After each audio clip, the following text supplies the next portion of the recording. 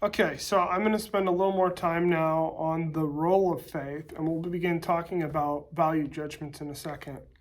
So there's the meaning. If you want to turn to the book of Romans, chapter 4, we'll look at that here in a second because I think it's so critical to the subject. But the idea of, get to this chapter here, the meaning of eis, E-I-S, translated for the word faith in Romans 4. So one of the jump-off points for faith in the New Testament is the person of Abraham. And Paul's going to build a case of faith based on his life. Beginning in Genesis 12, Abraham left the Ur of the Chaldees.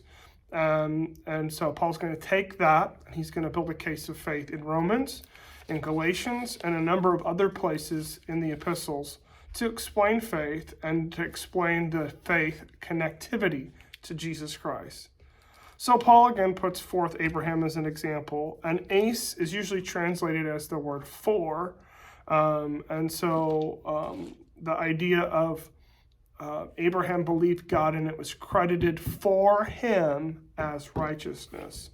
So some have said that Abraham's faith is not a perfect obedience, but rather an obedience that moved toward God as a faith act rather than righteousness itself. So it seems better translated to translate the word eis as unto. So this underscores the connectivity of faith as a means of righteousness by appropriating that to Christ himself. So why the importance of faith in the construct of relationship to Jesus Christ? What is the relationship there in theology and doing theology?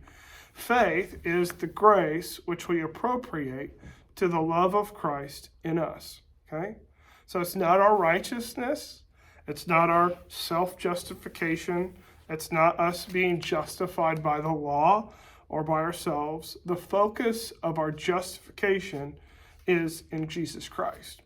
And we should look to his promise and what he has told us. Okay, so rather than drowning in our own morass and our own hubris and our own culpability and pride, we are to throw ourselves in faith on Jesus. Okay, so this has obvious implications as an act of faith and believing that grace is more than enough. And we always have a tendency to want to add something to that and add our own 2 cents on whatever it is as a means of self-justification.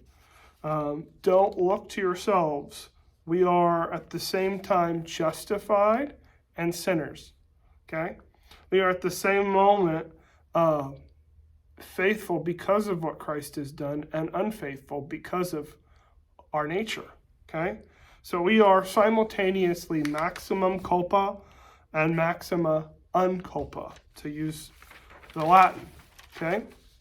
And so there's some value judgments that are associated and connected to faith and grace that I want to unpack. There's a French philosopher, I don't remember his name, but he said, I like committing sins and God likes forgiving them. And really the world is aligned in a wonderful way. And this is, I think, typified the idea of cheap grace. That we can just kind of go on sinning. So that's a framework. Schleiermacher, who is a liberal theologian, and really, I think, has impact and influence on the more liberal theology of evangelicalism and beyond, would talk about value judgments. And Schleiermacher would say that there's a personal necessity and consensus. And he would say we have faith because we need to believe in God. So we have ultimate meaning in our life. And that there is something after life. And Jesus' deity is to speak of his value to us. Okay? So that's the theological liberal position. Immanuel Kant would talk about it in terms of a theoretical or practical reasons. He would say the idea behind this would be that religious liberalism went to the way of moralism. Okay? And so it's a slippery slope that's related there. Of course, our approximations about the truth are simply that, is what Kant would say. They're approximations. And yet we do not deny this idea when it comes from within faith. Okay, so I think the orthodox position when it comes to value judgment, knowledge, assent, and trust, as it relates to the idea of faith and union with Christ, is something along these lines. That these truths of knowledge and of assent and of who God is finally rest on faith. Jesus is not the Son of God because of his value to us. Jesus is the Son of God because he is. And belief in, say, Jesus as sort of an instrumentalistic way about, who he is sort of similar to that of a Santa Claus. Because belief is only based on the instrumental effect. What can he do for me? What can he do for us? But Jesus as Lord is beyond that. So to confess him as Lord means that we have to account on some level for what we do. And for the historical account of Jesus, to believe in Jesus from an instrumentality perspective is not enough. And so there's major implications for that. But the saving faith, you can look to Acts 16 for that. You can also look to Acts 4:12, which says, salvation is found in no one else, for there is no other name under heaven given to men by which they must be saved. So an orthodox view never frames faith as its own, unto its own. It views it as a recognition of who God is. Okay?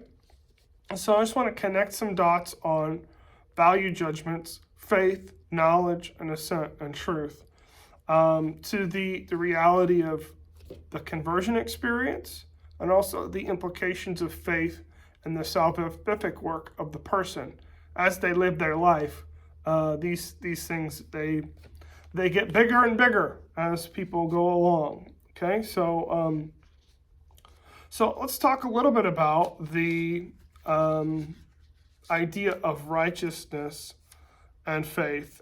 Maybe we'll do that in the next section, but this is a good place to stop on the subject of faith.